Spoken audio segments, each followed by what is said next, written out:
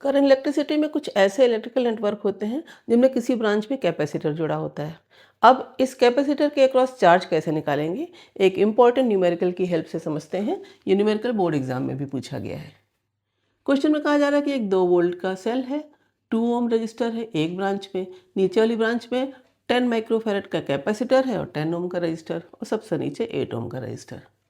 कहा जा रहा है इस नेटवर्क में चार्ज ऑन द कैपेसिटर बताओ। तरीका क्या है, कैसे लगाएंगे, सबसे पहले जान लो।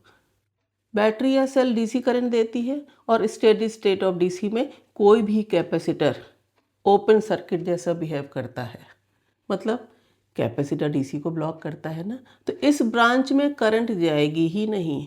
10 ओम रजिस्टर से कोई करंट नहीं जाएगी, तो सारी की सारी करंट जो पॉजिटिव टर्मिनल से चलेगी वो इसको छोड़कर सारी नीचे आएगी और यहाँ से होती हुई फिर ऊपर जाएगी।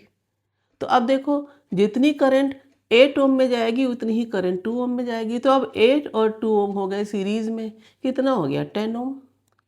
करंट कितनी हो गई, आई की वैल्यू क्या होती है V/R।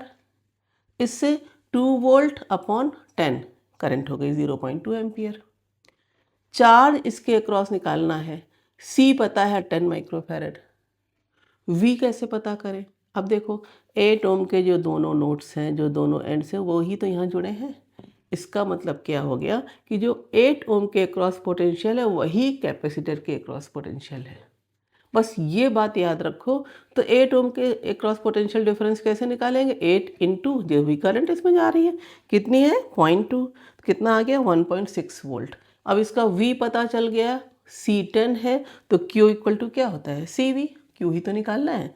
C 10 माइक्रोफैरड, V 1.6, कितना आ गया 16 माइक्रो कूलम।